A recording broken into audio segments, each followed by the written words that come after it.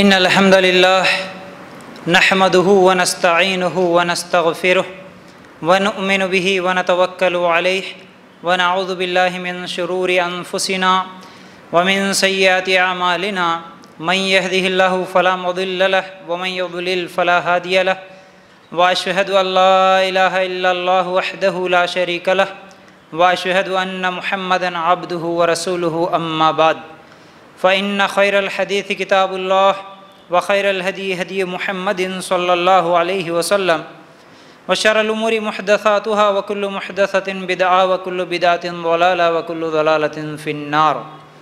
अल्लाहुम्मा सल्लि अला मुहम्मदिन व अला आलि मुहम्मद कमा सल्लैत अला इब्राहीम व अला आलि इब्राहीम इन्नका हमीदुम मजीद।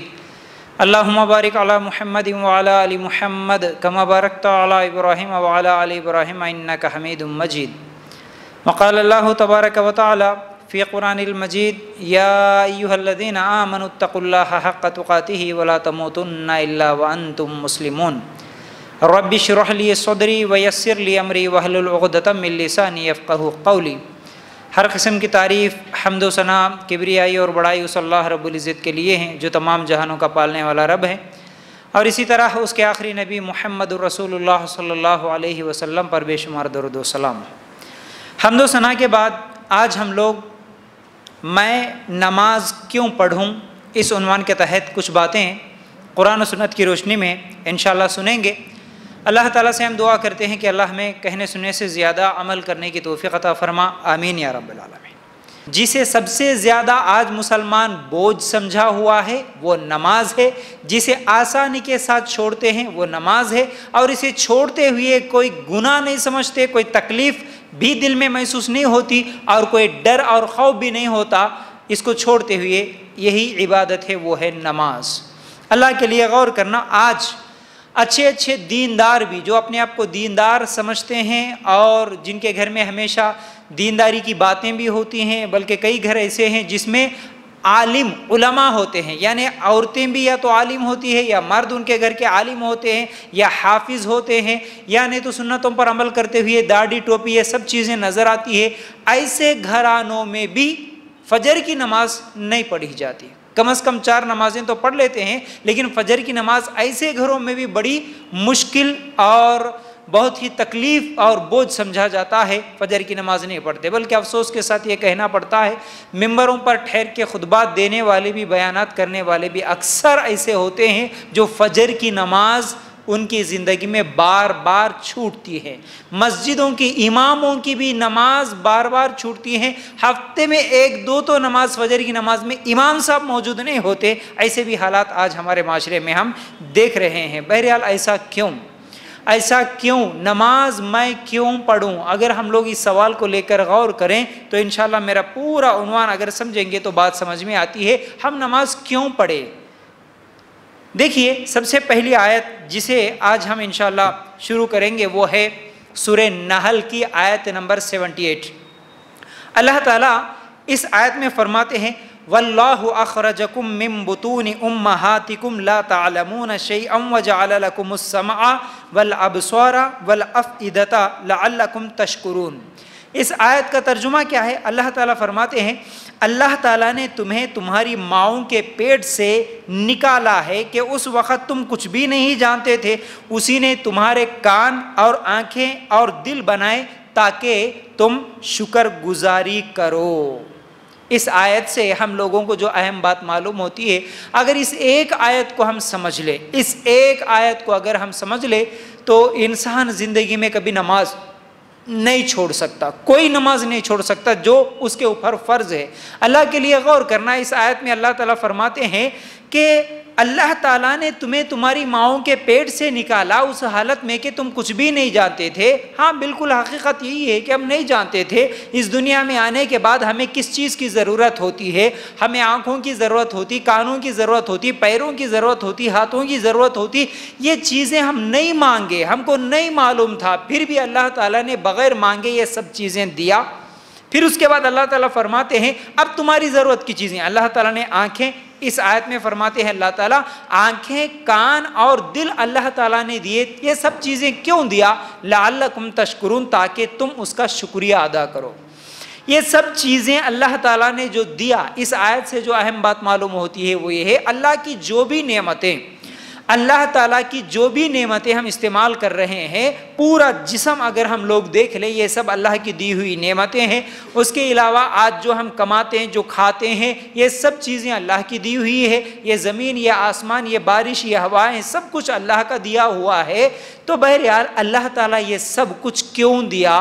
ताकि सिर्फ उसका शुक्रिया अदा करें, सिर्फ उसका शुक्रिया अदा करें। इसकी दलील हम एक हदीस से भी लेते हैं, जिसमें अल्लाह के रसूल सल्लल्लाहु अलैहि वसल्लम रातों में जो नमाज पढ़ते थे, तहज्जुद की नमाज जो पढ़ते थे, इतनी लंबी पढ़ते थे कि अल्लाह के रसूल सल्लल्लाहु अलैहि वसल्लम के पैरों में वरम आ जाता था, पैर सूज जाते थे। आयशा रज़ी अल्लाह ताला अन्हा एक मरतबा सवाल करती है, अल्लाह के रसूल आप इतनी लंबी नमाजें क्यों पढ़ते हो? हालांकि आपकी अगली पिछली सब गुनाह तो माफ़ है ना, उसके बावजूद भी ये नमाजें क्यों? तो अल्लाह के रसूल सल्लल्लाहु अलैहि वसल्लम ने फरमाया कि ऐ आयशा, जब अल्लाह ताला मेरे अगले पिछले तमाम गुनाह माफ़ कर दिया है, तो क्या मैं अल्लाह ताला का शुक्रिया अदा न करूँ? क्या मैं अल्लाह ताला का शुक्रगुजार बंदा ना बनूं? तो मालूम क्या हुआ, अल्लाह के रसूल सल्लल्लाहु अलैहि वसल्लम इतनी लंबी नमाजें जो कि तहज्जुद की और रातों में उठ के पढ़ते थे, ये क्यों? ताकि अल्लाह का शुक्रिया अदा करे हम, फिर अब हमको जो नेमतें मिली उसको लेकर अल्लाह का शुक्रिया अदा करें। क्या एक एक नेमत पे अगर हम गौर करें, हमारे सिर्फ जिस्म को अगर हम ले लें, तो अगर गौर करेंगे तो बहुत ज़्यादा क्या है हमारे लिए नसीहतें हैं और बहुत ज़्यादा वक्त भी लगता है, लेकिन हमें मौजू को आगे बढ़ाना है। आप गौर कीजिए, मैं नमाज क्यों पढ़ूं? क्योंकि अल्लाह ताला का शुक्रिया अदा करें, ठीक है, अल्लाह के शुक्रगुजार बंदे बने। उसके बाद देखिए कुछ आयतें जो नमाज के ताल्लुक़ से कुरान में अल्लाह ताला ने क्या फरमाया, वो आप लोगों के सामने रखूँ। सबसे पहले सूरा इब्राहिम है, सूरा इब्राहिम की आयत नंबर 31 में अल्लाह ताला फरमाते हैं, कुल लिइबादियल्लज़ीना आमनू युक़ीमुस्सलाता व युनफ़िक़ू मिम्मा रज़क़नाहुम सिर्रन व अलानियतम मिन क़ब्लि अन यातिय यौमुन ला बैउन फ़ीही वला ख़िलाल। तर्जुमा क्या है इस आयत का? मेरे ईमान वाले बंदों से कह दीजिए कि नमाज को कायम रखें और जो कुछ हमने इन्हें दे रखा है इसमें से कुछ ना कुछ पोशीदा और जाहिर खर्च करते रहें, इससे पहले कि वो दिन आ जाए, इससे पहले कि वो दिन आ जाए जिसमें ना खरीदो फरोख्त होगी और ना दोस्ती और मोहब्बत। क्या मालूम हुआ इस आयत में?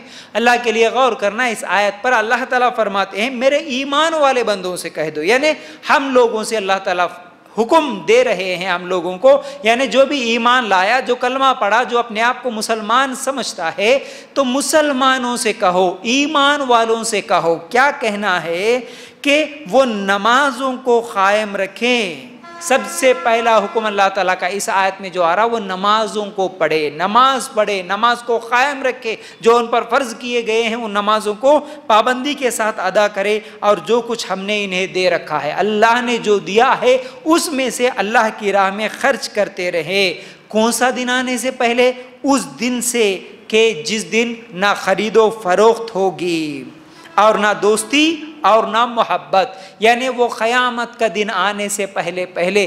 क़यामत के दिन ना आप कोई चीज़ खरीदना चाहो, कम से कम नेकियां खरीदना चाहो, नेकियां किसी से मांगना चाहो, नहीं मिलेंगी। ना किसी को बेचना चाहो कोई चीज़, ना बेच सकेंगे। ना माल, ना तिजारत, कोई चीज़ उस दिन ना खरीदो फरोख्त होगी, ना दोस्ती होगी, ना मोहब्बत। मतलब ये है कि ना उस दिन किसी का दोस्त किसी को काम आएगा, ना किसी की मोहब्बत किसी को काम आएगी। ना बेटे की मोहब्बत, ना बेटी की मोहब्बत, ना बीवी की, ना शोहर की, कोई मोहब्बत उस दिन किसी को काम नहीं आएगी। उस दिन के आने से पहले पहले अभी से आमाल कर लो, अभी से नमाजों की पाबंदी करो। ये अल्लाह ताला इस आयत में हमें हुक्म दे रहे, ठीक है। उसके बाद सूरह फातिर आयत नंबर 29 अल्लाह ताला क्या फरमाते हैं, इन्नल्लज़ीना यतलूना किताबल्लाहि व अक़ामुस्सलाता व अनफ़िक़ू मिम्मा रज़क़नाहुम सिर्रन व अलानियतन यरजूना तिजारतन लन तबूर। तर्जुमा क्या है इस आयत का?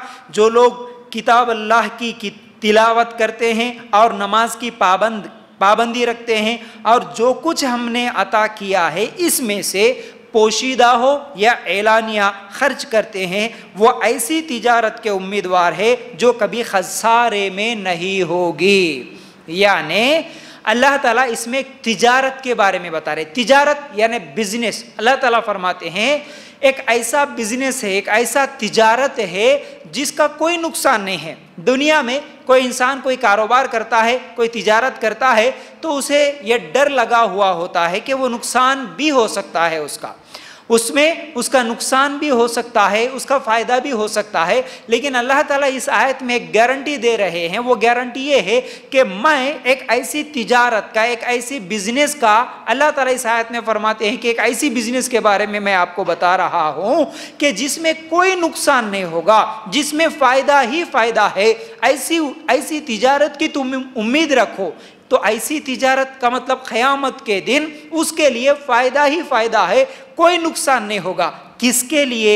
जो इस दुनिया में अल्लाह की किताब की तिलावत करते हैं और नमाजों की पाबंदी करते हैं, और जो कुछ अल्लाह ताला ने दिया, जितना भी दिया अल्लाह ताला माल, उसमें से एलानिया पोशीदा, यानी कभी ज़रूरत पड़ी छुपा के भी दे दिए, कभी ज़रूरत पड़ी दिखा के भी दे दिए, लेकिन अल्लाह की राह में हमेशा खर्च करते हैं। तो क्या मालूम हुआ? नमाज पढ़ने को अल्लाह ताला इस आयत में एक तिजारत की मिसाल दिए। तुम दुनिया में नमाज पढ़ते रहो, ये नमाज एक ऐसी तिजारत है जिसका कोई नुकसान नहीं होगा। क़यामत के दिन इसका बेहतरीन बदला मिलेगा, इसका फ़ायदा ही फ़ायदा है, कोई नुकसान नहीं। ठीक है। उसके बाद एक और आयत अल्लाह ताला सूरह बकरा की आयत नंबर 43 में अल्लाह ताला क्या फरमाते हैं? व अकीमुस्सलाता व आतुज़्ज़काता वरकऊ मअर्राकिईन। तर्जुमा क्या है इस आयत का देख लीजिए।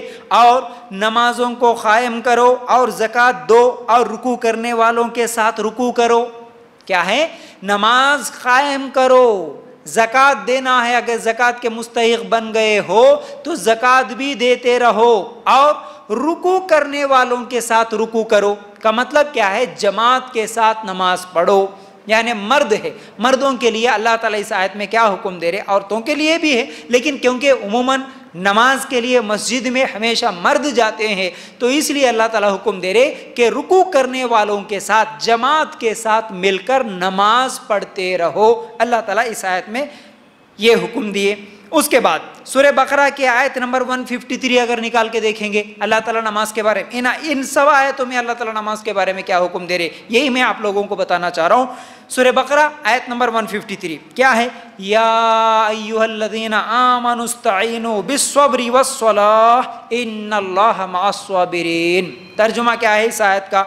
आए ईमान वालो, इस बात को हमेशा याद रख लेना आप लोग। या अय्युहल्लज़ीना आमनु, मैं पिछले हफ्ते में भी ये आप लोगों को समझाया था। या अय्युहन्नास बोले तो आए लोगो, आए इंसानों होता। जब भी या अय्युहल्लज़ीना आमनु आया, समझ लो कि ये मेरे लिए है, क्योंकि हम ईमान लाए, हमारा ईमान का दावा है, हम मुसलमान अपने आप को कहते हैं। तो या अय्युहल्लज़ीना आमनु, अब अल्लाह ताला हमको डायरेक्ट बोल रहे, सब लोगों को नहीं बोल रहे, पूरी दुनिया वालों को नहीं बोल रहे। ये हुक्म ईमान वाले को है, मुसलमान को है। तो मैं मुसलमान हूँ तो फिर ये मेरे लिए है। आए ईमान वालो, क्या करना है? या अय्युहल्लज़ीना आमनु, आए ईमान वालो, आमनुस्तईनु बिस्सब्रि वस्सलाह, क्या है? नमाज और सब्र के जरिए से अल्लाह की मदद चाहो।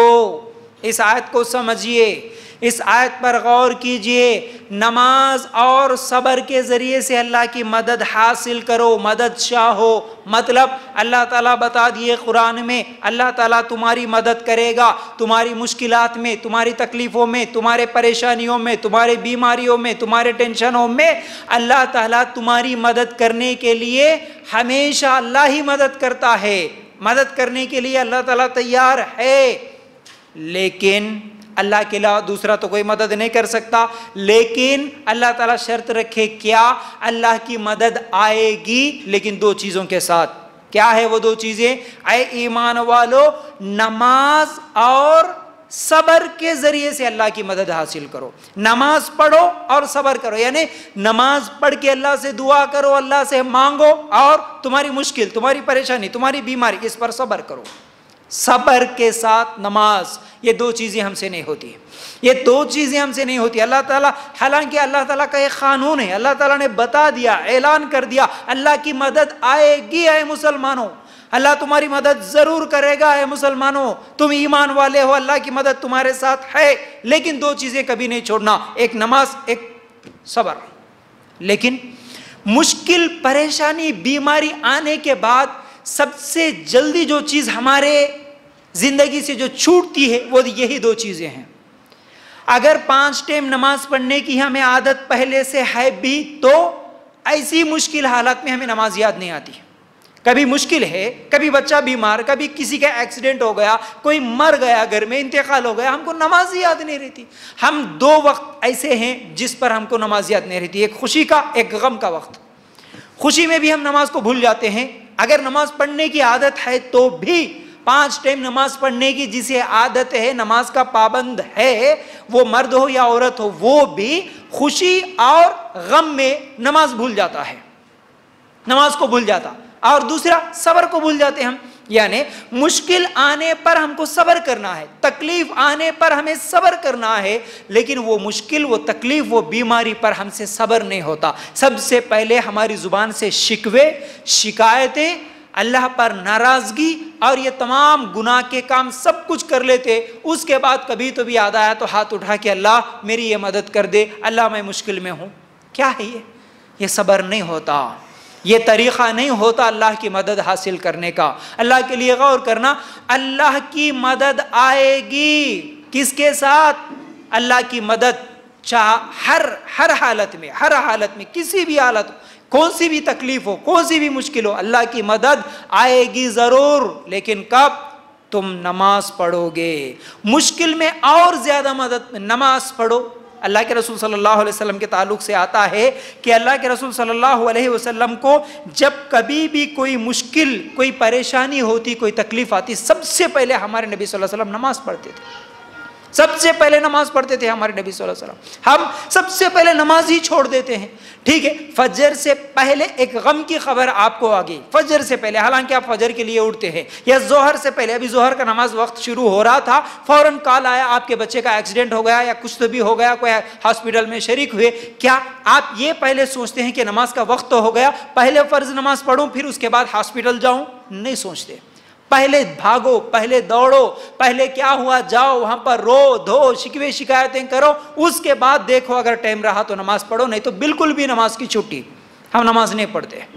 अल्लाह के लिए गौर करना, तो फिर नमाज हमारे साथ अल्लाह की मदद कैसे आएगी, अपने आप से सवाल करने की ज़रूरत है। तो बहरहाल ये है सूरह बकरा की आयत नंबर 153। उसके बाद सूरह नूर आयत नंबर 37। सूरह नूर की आयत नंबर 37 अगर निकाल के देखेंगे, अल्लाह ताला फरमाते हैं, रिजालुल्ला तुलहीहिम तिजारतुम वला बैउन अन ज़िक्रिल्लाहि व इक़ामिस स्वलाति व ईताइज़ ज़काति यख़ाफ़ूना यौमन ततक़ल्लबु फ़ीहिल क़ुलूबु वल अबसार। तर्जुमा क्या है इस आयत का? ऐसे लोग जिन्हें तिजारत और ख़रीदो फरोख्त अल्लाह के ज़िक्र से और नमाज कायम करने और ज़कात अदा करने से गाफिल नहीं करती, उस दिन से डरते हैं जिस दिन बहुत से दिल और बहुत सी आंखें उलट पलट किए जाएंगे। अल्लाह के लिए गौर करना एक बड़ी अहम आयत है। अल्लाह ताला क्या फरमाते हैं?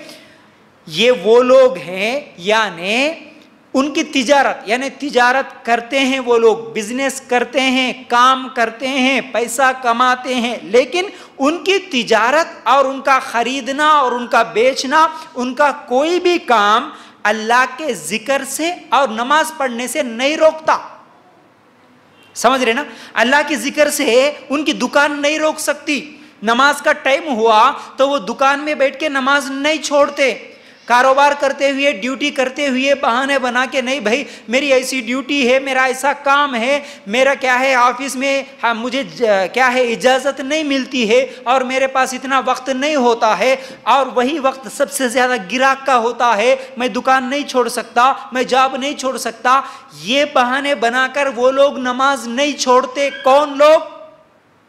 जो क़यामत के दिन अल्लाह से डरने वाले होते हैं, क़यामत के दिन से अल्लाह से डरने वाले होते हैं। हालांकि वो दिन जिस दिन चेहरे, बहुत सारे दिल और बहुत सारी आंखें आग में उलट पलट कर दिए जाएंगे, यानी नमाज छोड़ेंगे तो फिर यह अज़ाब होगा। तो ये है नमाज की अहमियत, ये है नमाजी, सच्चे नमाजी, सच्चे अल्लाह के बंदे कैसे होते हैं। ये ऐसे अल्लाह के बंदे होते हैं उन्हें दुनिया का 1 लाख रुपए का भी मुनाफा भी होने वाला हो, लेकिन वो एक नमाज छोड़ के नहीं सोते, वो नमाज छोड़ने वाले नहीं होते। उनकी तिजारत और उनका दुकान, उनको क्योंकि उनको पैसे से मोहब्बत ज़्यादा नहीं बल्कि उनको अल्लाह से मोहब्बत होती है। वो काम ही ऐसा ढूंढ लेते हैं जिसमें उनके लिए नमाज सहूलत हो। यानी 2 किस्म के लोग होते हैं ना, एक वो लोग होते अगर उनको जॉब करना है, अगर कोई नौकरी करना है, कोई कारोबार करना है, पहले सोच लेते देखो भाई मेरे को इसमें नमाज के लिए टाइम मिलता या नहीं मिलता। किसी के पास नौकरी करना है, पहले पूछ लेते देखो भाई मेरे को नमाज का टाइम मिला, अगर तुम मुझे नमाज के लिए टाइम दिए तो मैं ये जॉब करूँगा, मैं तुम्हारे पास नौकरी करूँगा, वरना नहीं करूँगा। ये है एक किस्म। दूसरे लोग वो होते जो नहीं भाई हमको पहले पैसा होना, बस पहले पैसे होना, उसके लिए हम काम करेंगे, मेहनत करेंगे, दुकान कुछ भी लगाएंगे। अब काम करने के बाद नोट गिनते हुए बाद में सोचते नमाज का टाइम है या नहीं है। नहीं है कोई बात नहीं भाई छोड़ दो, नमाज छोड़ने से क्या हुआ, बस जुमा को जुमा नमाज पढ़ लेंगे, छोड़ दो, पहले पैसे अहम है। ये दूसरे किस्म के लोग हैं। लेकिन अल्लाह ताला इस आयत में वो ईमान वालों के ताल्लुक से इस आयत में जिक्र करते हैं जो कि जन्नत में जाने वाले और आखिरत से डरने वाले होते हैं। इनकी तिजारत, इनके पैसे, इनका माल इन्हें अल्लाह के जिक्र से नहीं रोकता और अल्लाह की इबादत नमाज से नहीं रोक सकता। ठीक है, उसके बाद यही सूरह नूर है, आयतों पर गौर करते जाइए एक। सूरह नूर की आयत नंबर 41 में अल्लाह ताला फरमाते हैं अलम तरा अन्नल्लाह युसब्बिहु लहू मन फिस समावाति वल अर्दि वत्तैरु साफ़ात कुल्लुन क़द अलिमा सलातहु व तस्बीहहु वल्लाहु अलीमुम बिमा यफ़अलून।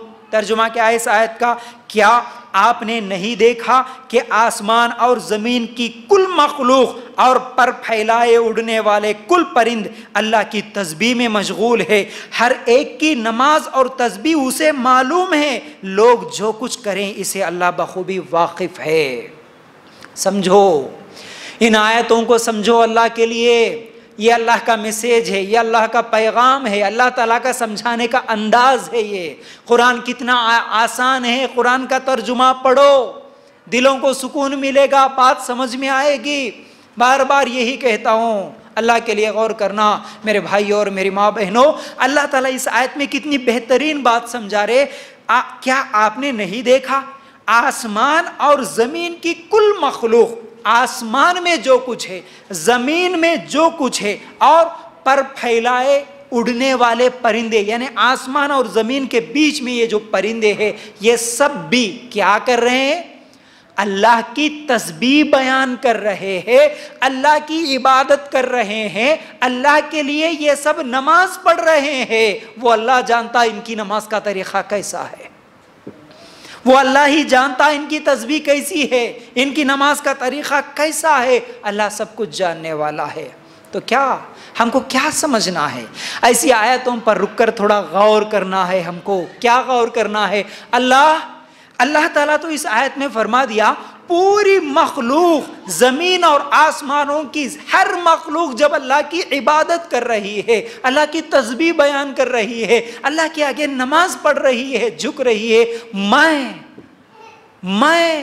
मैं इंसान, अल्लाह ताला उन मखलूक़ात से, उन परिंदों से, उन जानवरों से ज़्यादा अक़ल मुझे अल्लाह ताला दिया, उन सबसे ज़्यादा सहूलतें अल्लाह ताला मुझे दिया, उन सबसे बेहतरीन जिस्म अल्लाह मुझे दिया, सब कुछ नेमतें सबसे ज़्यादा उन परिंदों, उन जानवरों से सबसे ज़्यादा अल्लाह की नेमतों को मैं इस्तेमाल कर रहा हूँ। वो सब अल्लाह के आगे झुके और मैं अकेला अल्लाह के आगे न झुकूँ। गौर करना, वो पूरी मखलूक अल्लाह के आगे सजदा कर रही है, मैं नमाज के वक्त टीवी देख के बैठूं। पूरी कायनात की मखलूक अल्लाह का जिक्र कर रही है, अल्लाह के आगे रुकू सजदा कर रही है, मैं फजर के वक्त बिस्तर पे लेटा रहूं, तो मैं फिर कैसा मुसलमान हूं, तो फिर मैं कैसा ईमान वाला हूं। अल्लाह के लिए गौर करना।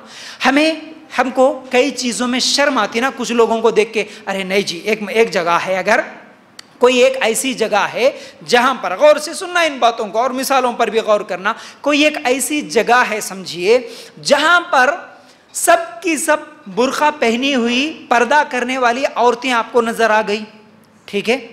अगर कोई एक औरत वहां पर चले गई जो कि बगैर पर्दे की है, यानी बगैर बुर्खे के चले गई, क्या उसे शर्म नहीं आती? बिल्कुल शर्म आती है। अरे सब ऐसे हैं, मैं कैसे रहूं? एक जगह सबके सब नमाज पढ़ने वाले हैं, अगर वहां पर कोई एक औरत एक मर्द ऐसा चले गया जो कभी नमाज नहीं पढ़ता, लेकिन क्या करता, वो सब नमाज पढ़ रहे तो वो भी ठहर के नमाज पढ़ लेता, क्योंकि उसे शर्म आती है। अरे सब नमाज पढ़ रहे, भाई मैं अकेला कैसे बैठे रहूं? अल्लाह के लिए गौर करना, इस कायनात की हर मखलूक अल्लाह की इबादत करती है, और मैं मुसलमान, मैं ही नमाज ना पढ़ूं, जो कि अल्लाह ताला मुझे कुरान में डायरेक्ट हुक्म दिया, ए ईमान वालो, ए मुसलमानों, तुम्हारे ऊपर नमाज फर्ज है और मैं नमाज छोड़ के सो जाऊं?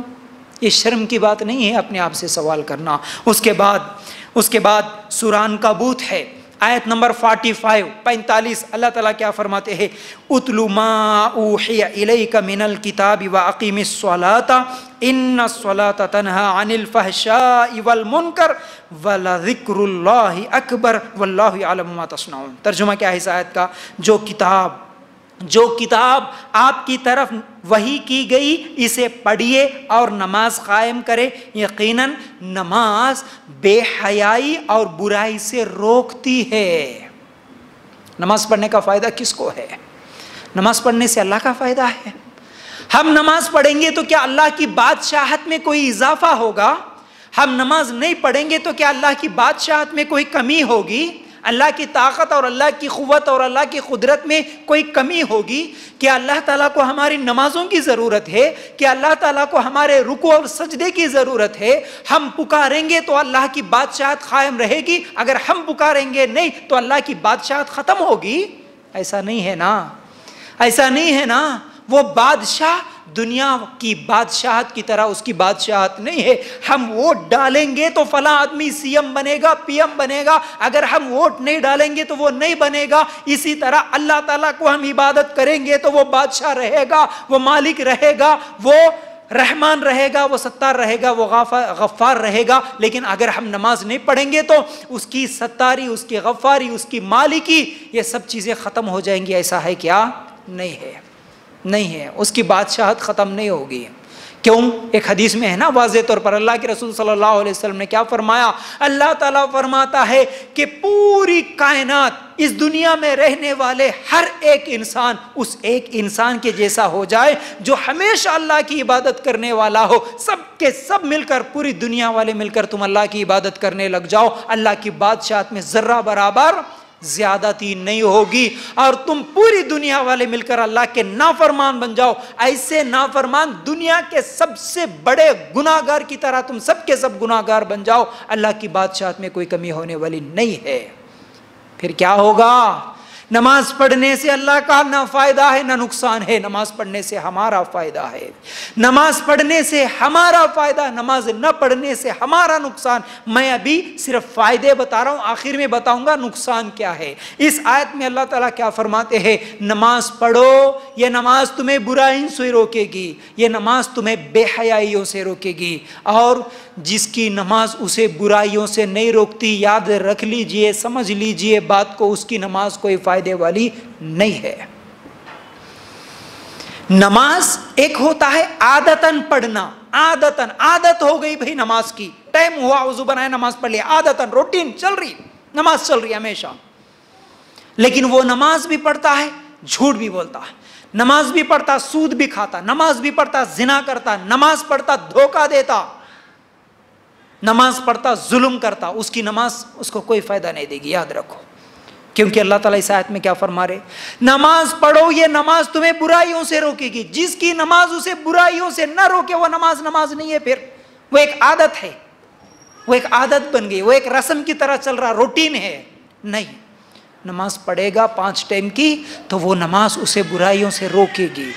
जो 5 टाइम की नमाज पढ़ता वो कोई ऐसी बुराई का काम नहीं करता, वो कोई ऐसी बुराई में मुब्तला नहीं होता जिसे अल्लाह ताला ने हराम कर दिया हो। याद रखो, इसलिए नमाज हमेशा पढ़ो, दिल लगा के पढ़ो, आदतन नहीं, अल्लाह का हुक्म समझ के पढ़ो। तो ये नमाज हमारे लिए दुनिया में ये फ़ायदा देती है कि हम बुराइयों से बच सकते हैं, हम गुनाहों से बच सकते हैं। तो बहरहाल ये आयतें सुनने के बाद अब कुछ हदीसों पर गौर करो।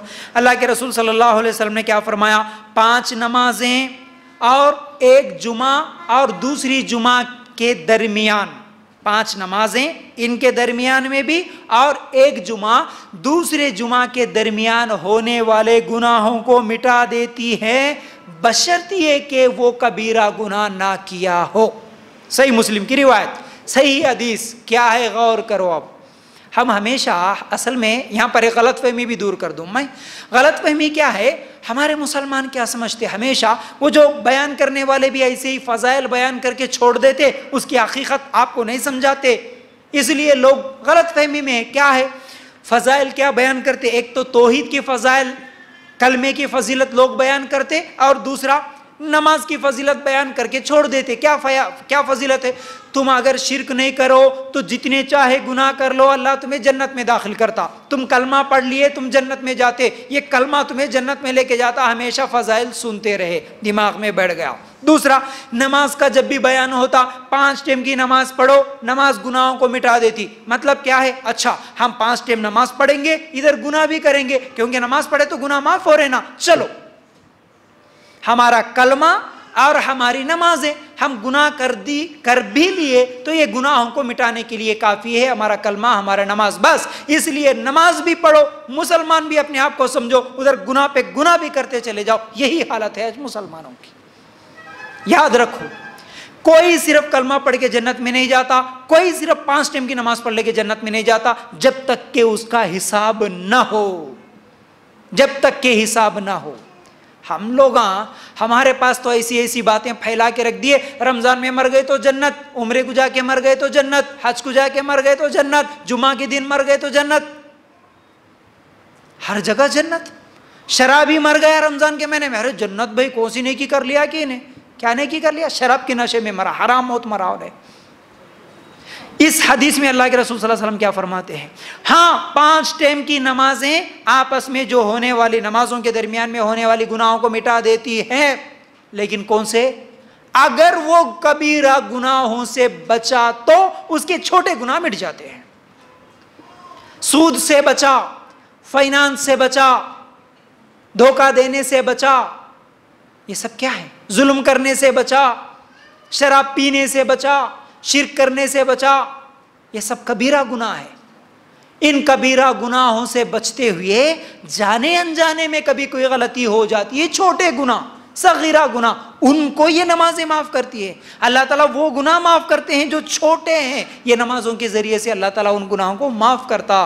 लेकिन इसका मतलब ये नहीं है कि बड़े बड़े गुनाह भी करो और क्या है नमाज पढ़ते रहो, नहीं, याद रखो इस बात को, ठीक है। इसी तरह अल्लाह के रसूल सल्लल्लाहु अलैहि वसल्लम ने क्या फरमाया, जो अपने घर में अच्छी तरह वुजू करें, क्या है, जो अपने घर में अच्छी तरह वुजू करें यानी तहारत हासिल करें, फिर मस्जिद जाएं और फराइज अदा की, तो उसके एक कदम पे एक गुनाह माफ किया जाता और एक दर्जा बुलंद कर दिया जाता। सही मुस्लिम की रिवायत। नमाज मस्जिद जाके पढ़ने की फजीलत है ये, एक एक कदम पे।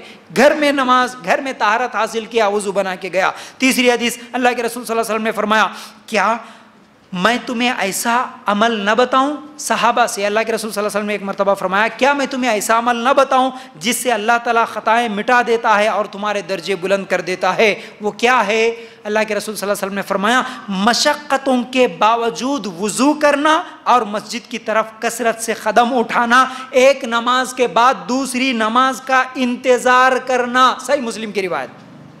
गुनाह माफ़ करा लेना चाहते हो, दर्जे बुलंद करा लेना चाहते हो, ये अमल करना है। क्या है, मशक्क़तों के बावजूद वुजू करना। मतलब क्या है, ठंडा पानी है, सर्दी का मौसम है, फजर में उठने का दिल नहीं कर रहा, वुजू बनाना तो बहुत ज़्यादा मुश्किल, उसके बावजूद वुजू बनाना, उठना। गर्मी का मौसम है, गर्म पानी है, फिर भी मशक्क़तों के बावजूद, बीमार है, तकलीफ में है, फिर भी मशक्क़त है, फिर भी अपनी ताकत के मुताबिक उठे, वुजू बना के नमाज पढ़े। फिर एक नमाज के बाद दूसरी नमाज का इंतज़ार करना, इंतज़ार दूसरी नमाज का। जोहर पढ़ लिया, ऐसा नहीं कि बेफिक्र होकर ज़िंदगी गुजार लिए, नहीं, जोहर पढ़े, असर का इंतज़ार, असर पड़े मगरिब का इंतजार करना, एक नमाज के बाद दूसरे नमाज का, ये इंतजार करना भी हमें जन्नत में ले जाएगा। फिर ठीक है, इसी तरह अल्लाह के रसूल सल्लल्लाहु अलैहि वसल्लम ने फरमाया, फरिश्ते उस आदमी के लिए दुआ करते हैं उसी जगह बैठे जहां नमाज पढ़ा था।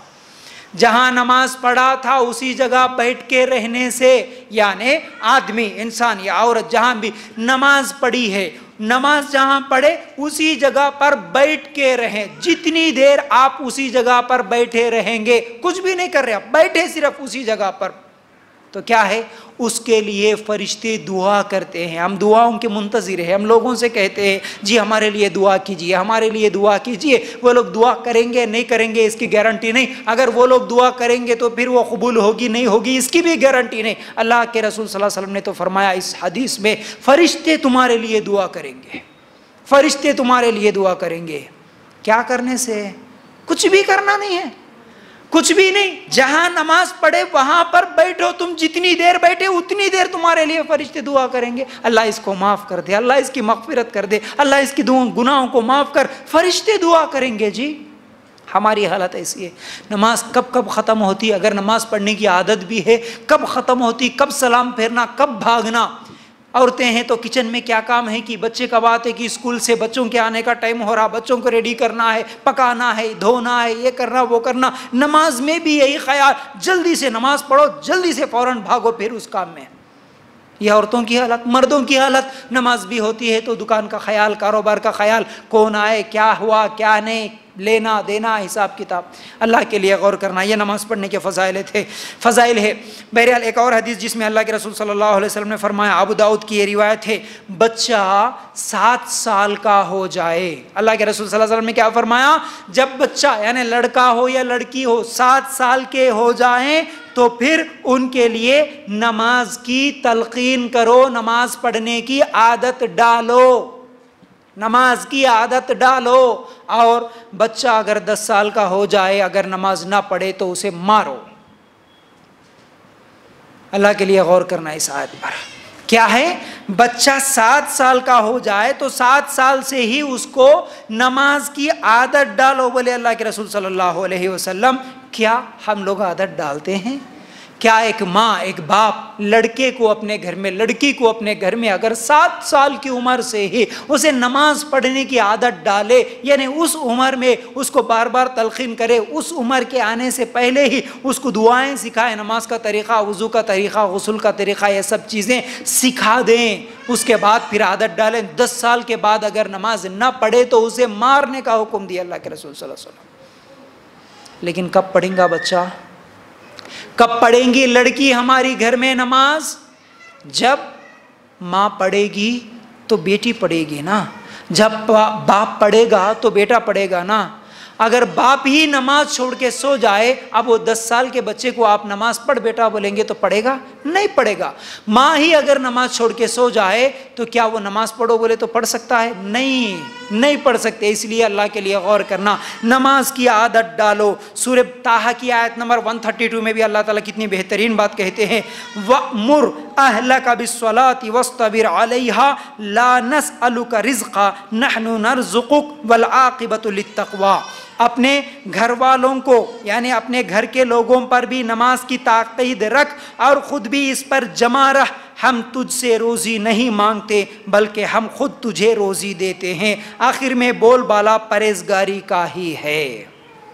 याद रखो क्या है, अल्लाह ताला इस आयत में जो हुक्म दे रहे कि तुम खुद भी नमाज पढ़ो और तुम्हारे घर वालों को भी नमाज की ताकीद करने का हुक्म है। खुद भी नमाज पढ़ और घर वालों को भी नमाज की ताकीद कर।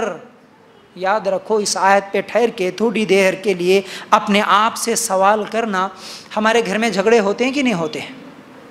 किसी भी मामले में हमारे घर में अनबन, नाराज़गी, चाहे वो माँ बाप के दरमियान हो, भाई बहनों के दरमियान हो, कौन सी भी छोटे छोटे मसलों में, बच्चों को गुस्सा करना हो, किसी भी मामले में झगड़ा होता कि नहीं होता? बोलिए ना, होता है, ज़रूर होता है। कितनी भी मोहब्बत करने वाले हो, हर छोटी छोटी बात पे कभी ना कभी झगड़ा होता है। लेकिन क्या नमाज को लेकर भी हमारे घर में कभी झगड़ा हुआ? ये अपने आप से सवाल कर। अल्लाह ताला इस आयत में जो हुक्म दिए वो ये है कि तुम खुद भी नमाज पढ़ो, घर वालों को भी नमाज पढ़ने का हुक्म दो। और हदीस में क्या है, बच्चा 7 साल का हो जाए तो नमाज पढ़ने का हुक्म दो, आदत डालो, 10 साल का हो जाए ना पढ़े तो मारो। तो क्या हमारे बच्चे स्कूल को नहीं गए तो हम लोग नहीं मारे? क्या हमारे बच्चे अगर स्कूल को नहीं जाते तो उनको नहीं समझाए? ठीक है, नहीं मारे तो उनको समझा के भेजे, उनको पैसे दे के भेजे, उनके लिए क्या क्या चीज़ें दे के भेजे, कितनी ज़बरदस्ती करके भेजे। क्या उतनी ही ज़बरदस्ती करके क्या हम हमारे बच्चों को मस्जिद को भी भेजे? या अपने आप से सवाल करना, नहीं भेजते हम नमाज के लिए नहीं इस तरह तैयार करते हमारे बच्चों को। क्यों? ऐसा क्यों? ये अल्लाह का हुक्म है, अल्लाह के हुक्म को हम इतनी आसानी के साथ छोड़ रहे। अगर हमारे घर में हर मामले को लेकर झगड़ा हुआ, आज तक छोटी छोटी बातों में, सालन में नमक ज़्यादा हुआ या फिर क्या है मिर्ची कम हुई, फलां हुआ, हर बात पे तो झगड़ा हुआ, लेकिन नमाज क्यों नहीं पढ़े, इस पर अगर झगड़ा नहीं हुआ तो फिर हम मुसलमान किस चीज़ के रह गए? फिर अपने आप से ही सवाल करना। अल्लाह के बारे में ही अगर हमारे घर में अल्लाह के ताल्लुक से अल्लाह की इबादत हो रही या नहीं हो रही इसकी ही फिक्र नहीं है तो फिर हमारा घर कैसे मुसलमानों का घर हो गया? अपने आप से सवाल करना। हमारे घर में दुनिया को लेकर, दुनियावी चीजों को लेकर झगड़ा हो सकता है, लेकिन आखिरत की फिक्र लेकर, जहन्नम को लेकर, जन्नत को लेकर, अल्लाह की इबादत को लेकर झगड़ा नहीं हो सकता। तो फिर हमारे घर कैसे है? अपने आप से सवाल करने की ज़रूरत है। ठीक है, उसके बाद चलिए बात को आगे बढ़ाते हैं। अल्लाह के रसूल सल्लल्लाहु अलैहि वसल्लम ने फरमाया, जब बंदा नमाज के लिए खड़ा होता है तो अपने रब से मुनाजात करता है। क्या है? सही बुखारी की रिवायत। मतलब नमाज क्या है? नमाज अल्लाह से बातें करना है। ठीक है, मैं किसी किताब में पढ़ा था, असल में नमाज एक आलिम वो लिखते हैं, जब भी मुझे अल्लाह से बात करने का दिल करता है मैं नमाज पढ़ने के लिए ठहर जाता हूँ, जब मुझे अल्लाह की बातें सुनने का दिल करता है मैं कुरान लेके बैठ जाता हूँ। कुरान में अल्लाह की बातें हैं, अल्लाह की बातें सुनने का दिल करे तो मैं कुरान लेके बैठ जाता हूँ, क्योंकि अल्लाह की बातें हैं, सुनता हूँ। और अल्लाह को मेरी बातें सुनाने का दिल करता है तो मैं नमाज पढ़ने लग जाता हूँ। नमाज पढ़ता हूँ तो मैं अपनी बातें अल्लाह को सुनाता हूँ। अल्लाहु अकबर। जब कोई नमाज पढ़ते हुए ये सोचे कि असल में मैं नमाज में क्या पढ़ रहा हूँ, मैं नमाज क्यों पढ़ रहा हूँ, नमाज क्या चीज़ है, नमाज में मैं अल्लाह से बात कर रहा हूँ। ऐ अल्लाह इहदिनस सिरातल मुस्तकीम, मैं अल्लाह को बोल रहा हूँ, अल्लाह मुझे सीधे रास्ते पे चला ना। अगर जिसको ये फील हो ना, ये बात मालूम हो ना, वो नमाज कैसे छोड़ सकता है? अल्लाह से बातें कर रहा हूँ, कुल हु अल्लाहु अहद, अल्लाह अकेला है, अल्लाह से मैं बात कर रहा हूँ। अल्लाह के लिए गौर करना, अल्लाह के लिए गौर करना। आप जो भी कुरान की आयत पढ़ रहे, आप अल्लाह से बातें कर रहे। ठीक है, अच्छा, उसके बाद अल्लाह के रसूल सल्लल्लाहु अलैहि वसल्लम ने फरमाया, जब बंदा सजदे की हालत में होता है तो अल्लाह के सबसे ज़्यादा करीब होता है, लिहाजा सजदे में कसरत से दुआ करो। सही मुस्लिम की रिवायत। सबसे ज़्यादा करीब होता बंदा अल्लाह के कब? जब वो सजदे की हालत में होता है, तब सजदे की हालत में सजदा करता है तो अल्लाह के सबसे ज़्यादा करीब होता है। इसलिए हम नफिल नमाजें ज़्यादा से ज़्यादा पढ़े और उन नवाफिल में अल्लाह से ज़्यादा दुआएं भी करें। अल्लाह के लिए गौर करना। फिर इसी तरह अल्लाह के रसूल सल्लल्लाहु अलैहि वसल्लम ने फरमाया, क्या? नमाज मेरी आँखों की ठंडक है। नमाज, अल्लाह के रसूल सल्लल्लाहु अलैहि वसल्लम फरमाते हैं, मेरी आंखों की ठंडक है। क्या हमें भी नमाज पढ़ते हैं आंखों को ठंडक मिलती है? क्या दिल को सुकून मिलता है? नहीं, हमारे लिए तो नमाज बोझ बन गई है, तकलीफ होती है हमें नमाज पढ़ते हुए। अपने आप से सवाल करना। फिर इसी तरह एक और बात और अहम बात ये भी समझने की है, वो ये है, आपको मालूम है अल्लाह के रसूल सल्लल्लाहु अलैहि वसल्लम ने क्या फरमाया? जब अजान होती है तो शैतान भाग जाता है।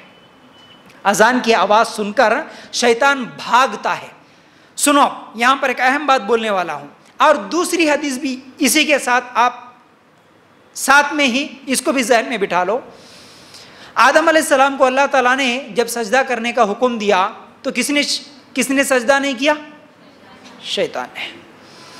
अच्छा, शैतान को हुक्म देने वाले कौन थे? अल्लाह। अच्छा, किसके सामने सजदा करना था? अल्लाह के सामने या आदम के सामने? आदम के सामने, आदम अलैहिस्सलाम के सामने एक सजदा नहीं करा, एक सजदे का इनकार कर दिया तो शैतान हमेशा का जहन्नमी बना। अल्लाह के सामने नहीं, शैतान अल्लाह के सामने सजदा करता था, अल्लाह की इबादत से इनकार नहीं किया, अल्लाह के सामने सजदा करने से इनकार नहीं किया। शैतान आदम के सामने सजदा करने से इनकार किया। अल्लाह तू उसको मिट्टी से बनाया, उसके सामने मैं क्यों सजदा करूं? तेरे सामने तो कर लूंगा लेकिन उसके सामने नहीं करूंगा। एक सजदा अल्लाह के हुक्म पर आदम के सामने सजदा नहीं किया, इनकार कर दिया, हमेशा का जहन्नमी बना। हम अल्लाह के सामने सजदा नहीं करके भाग रहे, हम कैसे जन्नत में जाएंगे? अल्लाह के लिए गौर कर। एक बात इंसान की जिंदगी तब्दील कर सकती है। अल्लाह के लिए गौर, जर्रा बराबर भी अगर ईमान है, गौर कर सकते हैं। मैं शैतान से बदतर तो नहीं हूं, नाउज़ बिल्लाह। शैतान सबसे बड़ा गुनाहगार है, मैं उतना बड़ा गुनाहगार तो नहीं हूं ना, लेकिन शैतान भी वो काम नहीं करा जो मैं कर रहा हूं। शैतान अल्लाह के सामने सजदा नहीं करा, नहीं, शैतान अल्लाह की इबादत करता था, मैं तो अल्लाह की इबादत नहीं कर रहा हूं। सवाल करके देखना। अब अजान सुनकर शैतान भागता है, वही अजान सुनकर मैं भी भागूं बाजारों में। असल में अजान क्या है? अजान अल्लाह का कॉल है ना। क्या है? हय्या अलस सलाह, आओ नमाज की तरफ, आओ अल्लाह की इबादत करने के लिए, आओ सजदा करने के लिए, यानी अल्लाह की इबादत के लिए बुलाया जा रहा। वही अजान सुनकर शैतान दूर भाग रहा। अब मुसलमान भी अल्लाह की इबादत छोड़ के बाजारों में भागे, अल्लाह की इबादत छोड़ के टीवियों के सामने भागे, अल्लाह की इबादत छोड़ के फंक्शनों में, शादियों में भागे, तो वो फिर शैतान से बदतर नहीं हुआ? गौर करना, गौर करना। अगर मिसालें दूं तो बहुत सारी है, समझने की बात है। बगैर नमाज के जन्नत में नहीं जा सकते, याद रखो इस बात को। फिर इसी तरह अल्लाह के रसूल सल्लल्लाहु अलैहि वसल्लम ने एक मरतबा बिलाल रजी अल्लाह तआला अन्हु से पूछा। सुनिए कितनी बड़ी अहम बात है। क्या कि बिलाल रजी अल्लाह तआला अन्हु से सवाल किया, ऐ बिलाल, अपना कोई ऐसा अमल बताइए जो सबसे ज्यादा तुम्हें उम्मीद वाला हो इस्लाम लाने के बाद, यानी इस्लाम कबूल करने के बाद जिस अमल पर तुम्हें उम्मीद है कि ये अमल मुझे जन्नत में ले जाएगा, यानी जो अमल तुम सबसे ज्यादा करते हो वो कौन सा है? बिलाल रजी अल्लाह तआला अन्हु से अल्लाह के रसूल सल्लल्लाहु अलैहि वसल्लम का सवाल ये क्यों हुआ मालूम है? क्योंकि अल्लाह के रसूल सल्लल्लाहु अलैहि वसल्लम जब जन्नत देखने के लिए अल्लाह ताला बुलाया, दिखाने के लिए, जन्नत में अल्लाह के रसूल सल्लल्लाहु अलैहि वसल्लम चल रहे थे। जन्नत में अल्लाह के रसूल को पैरों की आवाज़, कदमों की आवाज़, किसी के चलने की आवाज़ जन्नत में सुनाई दे रही थी। पूछे अल्लाह के रसूल सल्लल्लाहु अलैहि वसल्लम जिब्राइल से, आए जिब्राइल ये किसकी आवाज़ है, मुझे चलने की आवाज़ आ रही? जिब्राइल अलैहिस्सलाम ने बताया बिलाल की आवाज़ है रज़ी अल्लाह तआला अन्हु। ये बिलाल रजी अल्लाह तआला अन्हु की आवाज़ है। इसलिए अल्लाह के रसूल सल्लल्लाहु अलैहि वसल्लम जन्नत का सैर करने के बाद आए तो बिलाल रजी अल्लाह तआला अन्हु से सवाल कर रहे, आए बिलाल, जन्नत में सुना मैं तुम्हारे चलने की आवाज़, बिलाल तुम ऐसा कौन सा अमल करते हैं जिसके बारे में तुम्हें सबसे ज़्यादा उम्मीद है? बिलाल रजी अल्लाह तआला अन्हु क्या जवाब दिया? अल्लाह के रसूल सल्लल्लाहु अलैहि वसल्लम, जब भी वज़ू बनाता हूँ मुझे इस एक अमल पे मुझे उम्मीद है कि मैं जब भी वज़ू बनाता हूँ मेरी जितनी ताकत है उतनी मैं नफिल नमाजें पढ़ता हूँ बस। अल्लाहु अकबर। फ़र्ज नहीं छोड़ते थे सहाबा, याद रखो इस बात को। सहाबा फ़र्ज नहीं छोड़ते थे कभी, एक नमाज नहीं बता सकते आप। पूरे सहाबा की ज़िंदगियाँ ढूंढ लो आप, अबू बकर सिद्दीक, उमर, उस्मान रजी अल्लाह तआला अन्हु, आयशा रजी अल्लाह तआला अन्हा, फातिमा रजी अल्लाह तआला अन्हा, इन सहाबा और सहाबियात की ज़िंदगी की एक नमाज नहीं बता सकते आप। जैसे बहाना बना के हम सोते हैं वैसा वो लोग भी कभी सो गए हों। जैसे फंक्शनों में जाके हम नमाजों को छोड़ देते हैं वैसे वो लोग भी छोड़ दिए हों। एक नमाज नहीं बता सकते। फजर की नमाज छोड़ के सो गए हों इस बहाने से कि नहीं रात को देर से सो गए, एक सहाबी की भी नमाज नहीं बता सकते आप। ये नफिल नमाज की बात हो रही। जन्नत में कदमों की आवाज़ बिलाल रजी अल्लाह तआला अन्हु की कैसे सुनाई दी? क्या करते थे वो अमल? नमाज से मोहब्बत, अल्लाह के सामने झुकने का वो जज्बा। जब भी वज़ू बनाते हैं नमाज नफिल पढ़ते जाते अपनी मर्जी के, अपनी ताकत के मुताबिक। तो ये नफिल नमाज जन्नत में ले जाती है। अल्लाह के लिए गौर करना। अल्लाह के रसूल सल्लल्लाहु अलैहि वसल्लम ने क्या फरमाया? अगर हम सहाबा के नमाज़ों को देखेंगे, अबू बकर सिद्दीक़ रज़ी अल्लाह तआला अन्हु की नमाज ऐसी थी, जब वो इमामत करते थे, वो नमाज पढ़ते थे तो वो रोते थे नमाज में, तो पिछले सफ़ वालों को भी सुनाई देती थी, इतना ज़्यादा नमाज पढ़ते हुए रोते थे। कभी हम भी अल्लाह के आगे ठहरे हो, हमारे आंखों से भी आंसू बहे हो, हम अल्लाह से बातें कर रहे हैं, अल्लाह की तस्बीह पढ़ रहे हैं, सूरह फातिहा पढ़ रहे, कभी अल्लाह के आगे झुके नमाज में, हमारे सजदे, हम सजदा भी कर रहे हैं, हम रुकू भी कर रहे हैं, हमारे आंखों से आंसू निकले और जहां पर हम सजदा करते वहां पर गिरे हो, हम जहां रुकू करते हैं वहां पर हमारी भी आंखों से आंसू निकल कर उस जगह को कभी तर किया हो, ऐसा जिंदगी में कभी एक मर्तबा भी हुआ? अपने आप से ही सवाल करना। नमाज में भी कभी हमें रोना आया? फिर हमारी नमाज कैसी है? अल्लाह के लिए गौर करना। फिर इसी तरह उमर रजी अल्लाह ताला अन्हु कहते हैं, जो नमाज की हिफाजत करेगा वो पूरी दीन की हिफाजत करेगा, और जो नमाज को ज़ाया करेगा वो तमाम चीज़ों को बर्बाद करने वाला साबित होगा। मोता इमाम मालिक की रिवायत है। नमाज की हिफाजत पूरे दीन की हिफाजत है, याद रखो। फिर इसी तरह उमर रजी अल्लाह ताला अन्हु कहते हैं, तारिके नमाज का इस्लाम में कोई हिस्सा नहीं, नमाज छोड़ने वाले का इस्लाम में कोई हिस्सा नहीं है, उमर रजी अल्लाह ताला अन्हु कहते हैं। फिर इसी तरह अब्दुल्लाह इब्न मसूद रजी अल्लाह ताला अन्हु और इब्न अब्बास रजी अल्लाह ताला अन्हु कहते हैं, ये सहाबा है, क्या कहते हैं? जिसने नमाज को छोड़ दिया उसने कुफ्र किया। नमाज के छोड़ना ये कुफ्र बोले अल्लाह के हमारे सहाबा। फिर इसी तरह अल्लाह के रसूल सल्लल्लाहु अलैहि वसल्लम ने भी क्या कहा? ईमान और कुफ्र के दरमियान फ़र्क करने वाली चीज़ नमाज का तर्क करना है। तिरमिज़ी की रिवायत है। दूसरी हदीस, बेशक बंदे और शिर्क और कुफ्र के दरमियान फ़र्क सिर्फ नमाज है, ये भी सही मुस्लिम की रिवायत है। याद रखो, नमाज कोई मामूली चीज़ नहीं है जिसको जब मिला तब पढ़ लेंगे, जब मूड बना तब पढ़ लेंगे, नहीं तो छोड़ देंगे, अपनी मर्जी की चीज़ है, ऐसा नहीं है। नमाज का छोड़ना शिर्क, नमाज का छोड़ना कुफ्र, अल्लाह के लिए गौर करना, इस बात पर अल्लाह के लिए गौर करना। इसलिए नमाज छोड़ के भी मैं पक्का मुसलमान अगर समझ रहे तो फिर ये बहुत बड़ी गलती है, ये बहुत बड़ी गलती है। नमाजों को छोड़कर भी मैं पक्का मुसलमान समझना, यह गलत फहमी है, याद रखो। फिर इसी तरह अल्लाह के रसूल सल्लल्लाहु अलैहि वसल्लम के सहाबा जो थे, अब्दुल्ला रजी अल्लाह ताला अन्हु कहते हैं, हम में से जो बीमार होता इसे 2 आदमी कंधों पर उठा के ले जाते और वो इसी हालत में नमाज पढ़ता। सही मुस्लिम की रिवायत। ऐसी बीमारी जिसको चलने भी नहीं आता, 2 सहाबा उसे उठा के ले जाते कंधों पे। हमको थोड़ा सा पेट में भी दर्द हुआ तो नमाज छोड़ दिए, कमर में दर्द हो रहा नमाज छोड़ दिए, घुटनों में दर्द हुआ, सर में दर्द हुआ नमाज छोड़ दिया। ऐसी कितनी नमाजें छोड़ की अपने आप से सवाल करना, ऐसे बहाने बनाकर हम कितने नमाजों को छोड़ दिए। तो आज सिर्फ हमारे पास एक रस्म चली, सिर्फ नमाज बोले तो हाँ भाई वो टाइम मिले जब पढ़ने वाली चीज़ है। कुछ भी काम नहीं है तो पढ़ने वाली चीज़ नमाज है ना। कुछ भी काम नहीं है, खाली है, फिर उसमें मूड भी अच्छा है तो उसमें फिर सीरियल भी कुछ भी नहीं आ रहा, घर में करंट नहीं है, मोबाइल में, अब करंट की क्या जरूरत है, मोबाइल में तो सब कुछ देखते, मोबाइल में भी देख देख के थक गए, खाली बैठे, ऐसे टाइम पे पढ़ी जाने वाली चीज़ नमाज समझते, बहुत बड़ी गलती है। फिर बहुत बड़ी गलती है अगर ऐसी ही ज़िंदगी गुजर रही है तो। वरना आमतौर पर हमारे पास भी क्या है, अजान हुआ, अजान को सुनकर क्या करना है? असल में अजान अल्लाह का काल है, जैसा कि मैंने बताया। अजान सुनकर हमें करना क्या है जी? नमाज पढ़ना है, जवाब देना है। बिल्कुल, अजान सुने तो जवाब देना है, उसके बाद नमाज पढ़ना है। अजान होती ही इसलिए कि देखो वक्त हो गया, मुसलमानों नमाज पढ़ो। हम क्या करते हैं, अजान हो गई तो औरतें सब, अगर कोई लेटी हुई है तो बैठ जाती हैं, और अगर कोई बैठी हुई भी है तो सर के ऊपर दुपट्टा डालना, ओढ़नी ओढ़ना, ये अजान सुनने के बाद करने का काम समझते, और इसको समझते बहुत बड़ा सवाब का काम, बहुत बड़ा सवाब का काम समझते इसको। गैर मर्दों के सामने भी ठहर के, बेपर्दा भी ठहर के रहते, लेकिन अजान सुनने आई तो खाली हूं, दुपट्टा ओढ़ लेना बस। उसके बाद लेटे हुए है तो बैठ के रहना, अजान जैसे ही खत्म दुपट्टा निकाल दो, लेटे है तो लेटो, फिर टीवी देखना है तो देखो, सब कुछ करो, सब चलता। अजान होता है तो और एक काम सबसे ज़्यादा हमारे घरों में होता, जो टीवी है ना, टीवी है, अच्छे अच्छे होम थिएटर्स है हमारे घरों में, बेहतरीन आवाज़ है, झनकार है, हर चीज़ की हमारे पास। होम थिएटर क्या है, फिल्मों में जाने की क्या ज़रूरत है, हमारे घर में खुद हम थिएटर बना के रख लिए हमारे घरों को। तो बस अजान सुनाई दी तो क्या करना है, सिर्फ रिमोट हाथ में लेके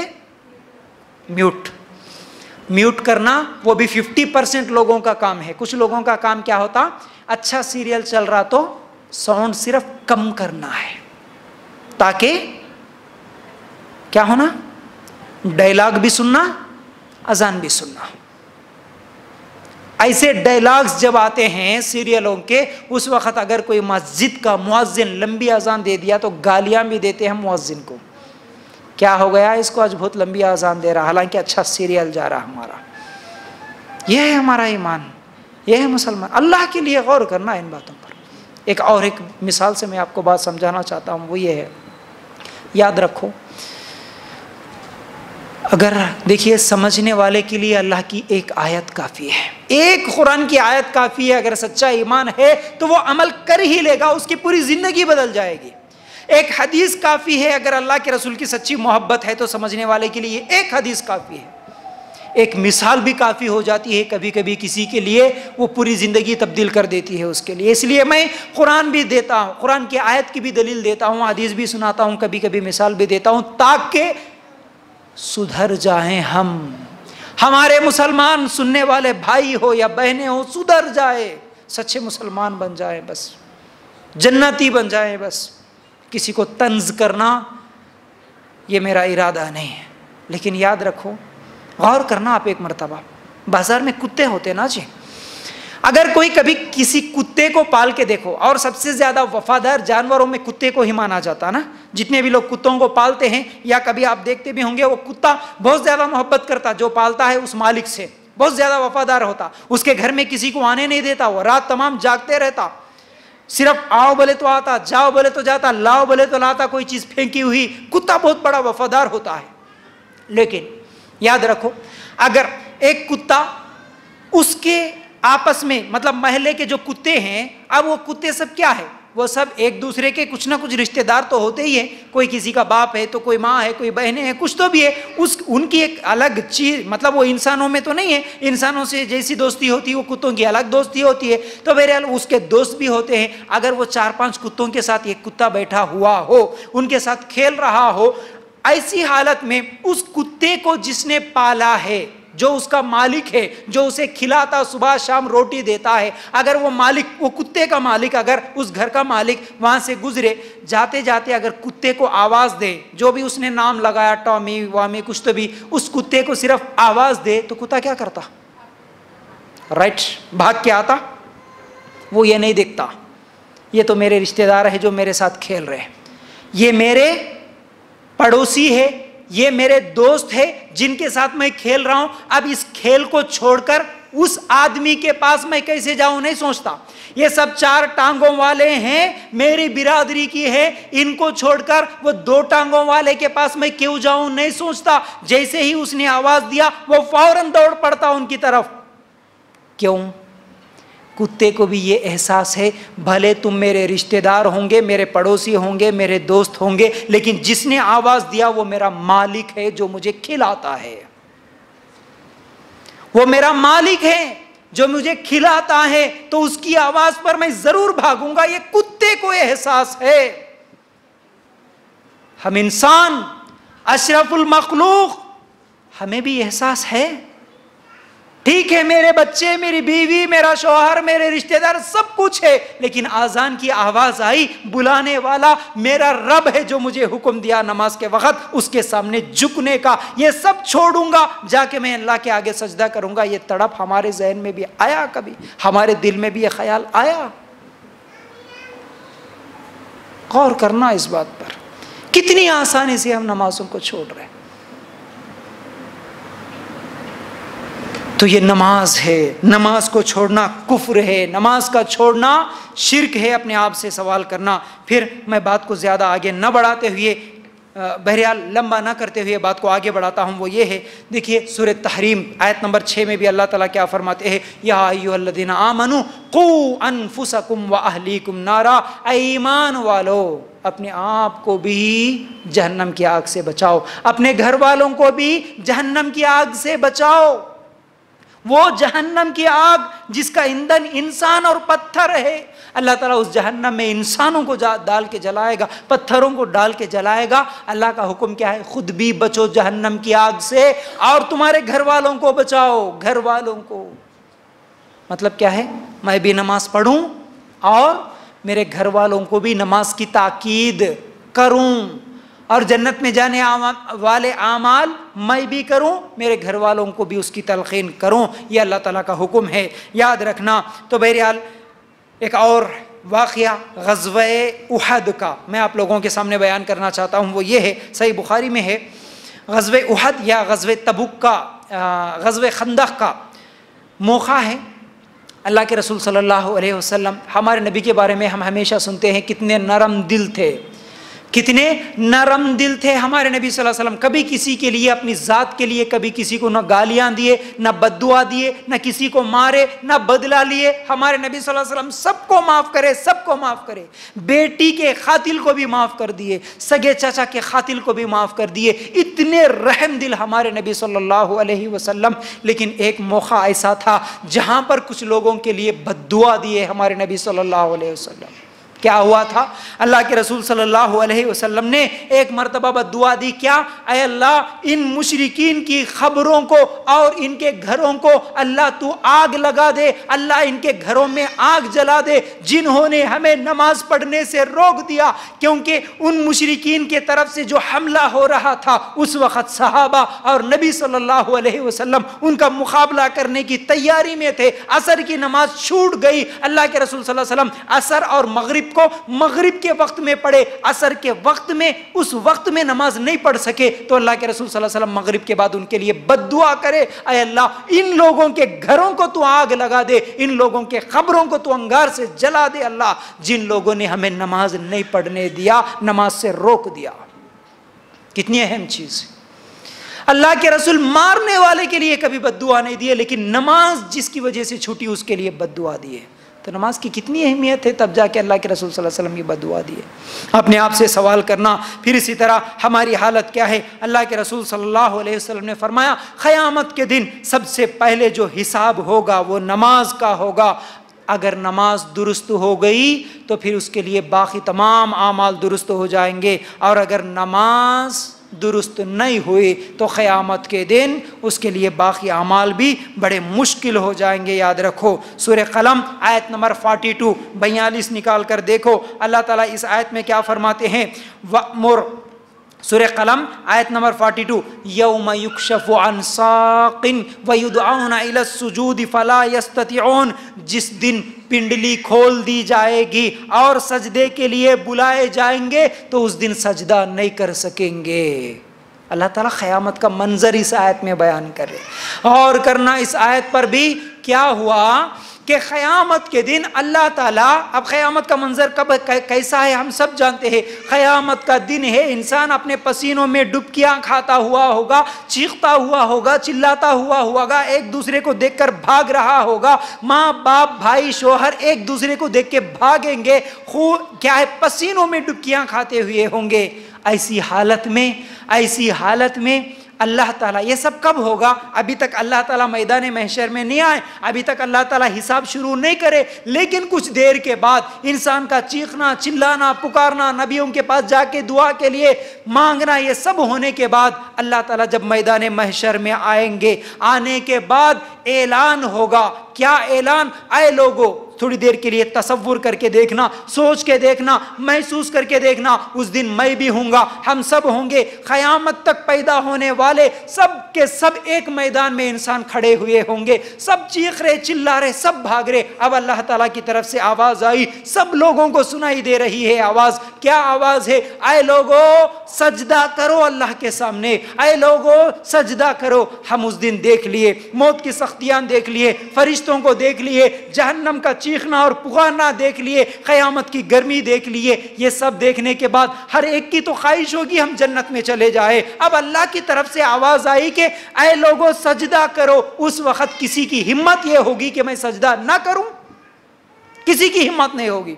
हर आदमी उस दिन सोचेगा कि मैं अब सजदा करूं, क्योंकि अल्लाह की तरफ से आवाज़ आ गई, अब मैं सजदा कर लिए तो शायद बचूंगा, शायद अल्लाह के अज़ाब से बचूंगा। ये समझ के हर इंसान सजदा करने की कोशिश करेगा, हर इंसान झुकने की कोशिश करेगा। अल्लाह ताला फरमाते हैं लेकिन कुछ बदनसीब ऐसे होंगे जो सजदा नहीं कर सकेंगे। अल्लाह के लिए गौर करना, अपने आप से सवाल करना, दूसरों के ऊपर नहीं डालना। पहले मेरी हालत क्या होगी?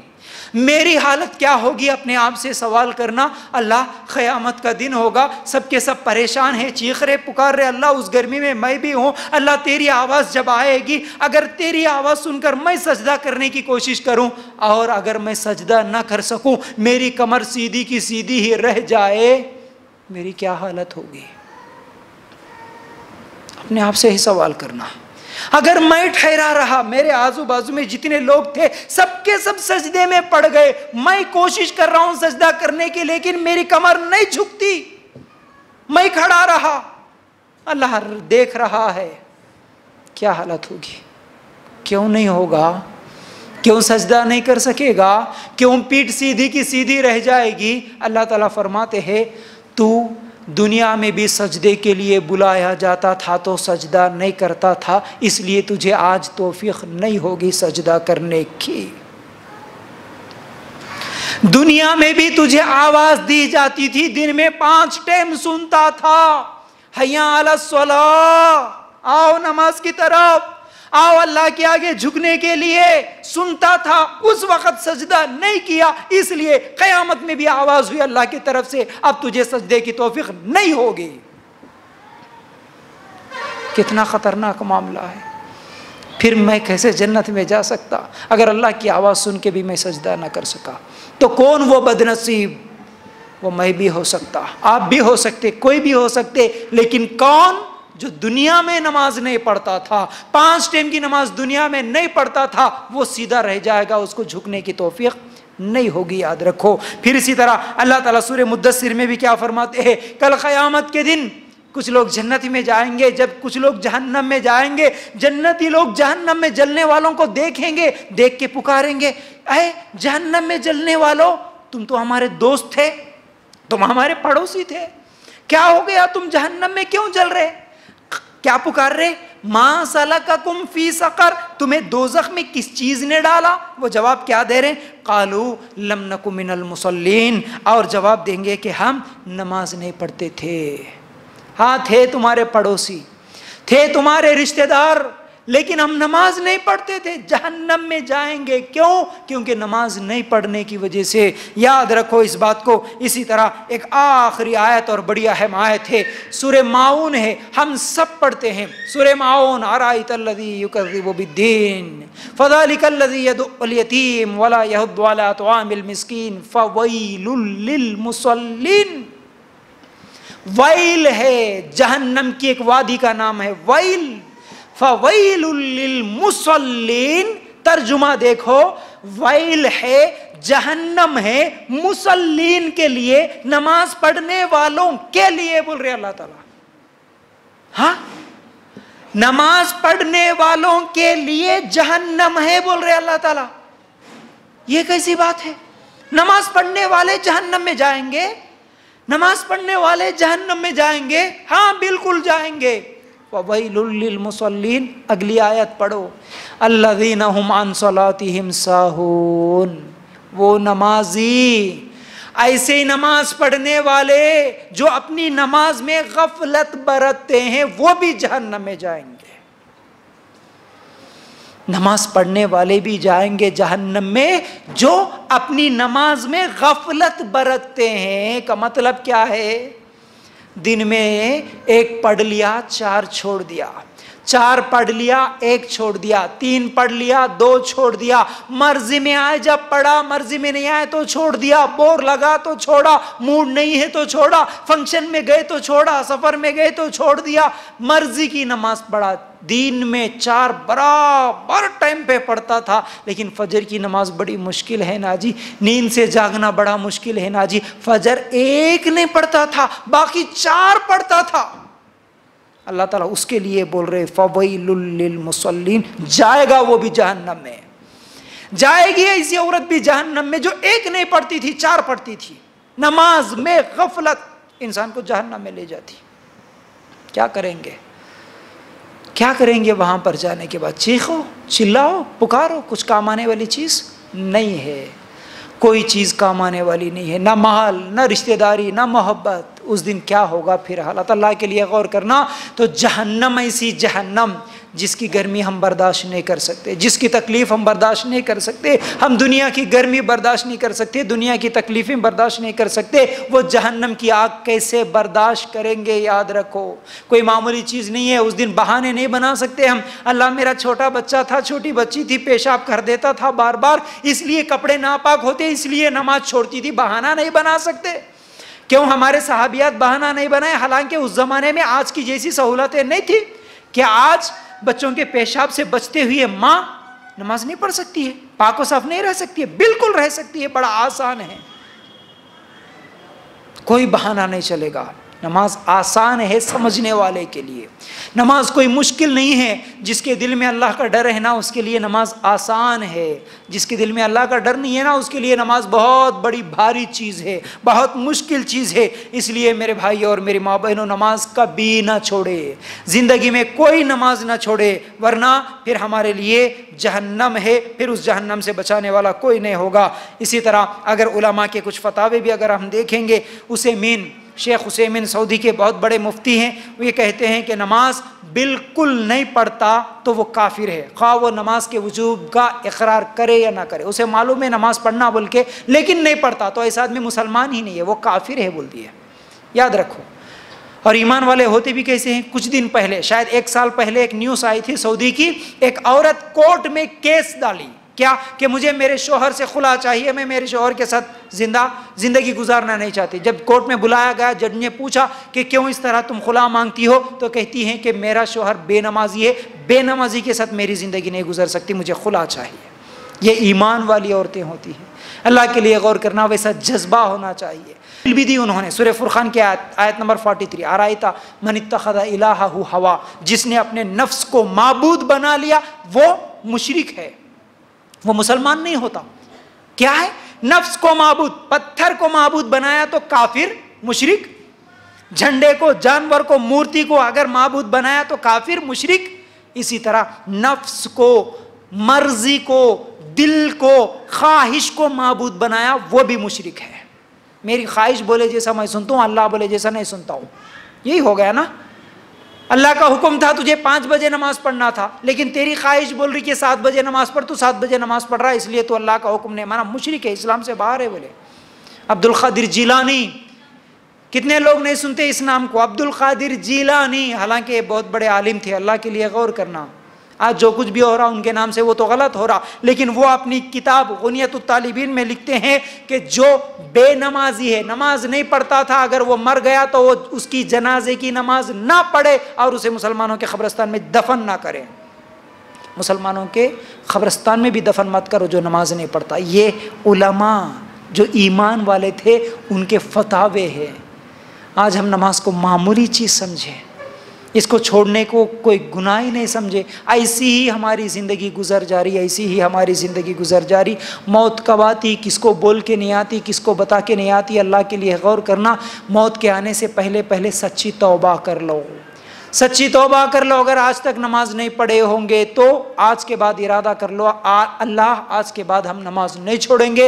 इंशाअल्लाह अल्लाह ताला तौफीक दे देगा। आज के बाद 5 टाइम नमाज पढ़ के ज़िंदगी गुजारो इंशाअल्लाह। इसके असरात हम दुनिया में भी देखेंगे और आखिरत में भी देखेंगे। इसका बेहतरीन फ़ायदा हमें दुनिया में भी होगा, अगर दुनिया में नहीं भी हुआ तो अल्लाह ताला आखिरत में इसका बेहतरीन बदला जन्नत की शक्ल में देगा। तो बहरहाल उम्मीद करता हूँ बातें समझ में आ गई होंगी। अल्लाह ताला से हम दुआ करते हैं कि अल्लाह हमें कहने सुनने से ज़्यादा अमल करने की तौफीक अता फरमा। अल्लाह हम सबको इस दुनिया में भी और आखिरत में भी कामयाबी नसीब फरमा। अल्लाह हम सबको जन्नतुल फिरदौस में जगह अता फरमा। व आखिरुद दावाना अनिल हम्दुलिल्लाहि रब्बिल आलमीन।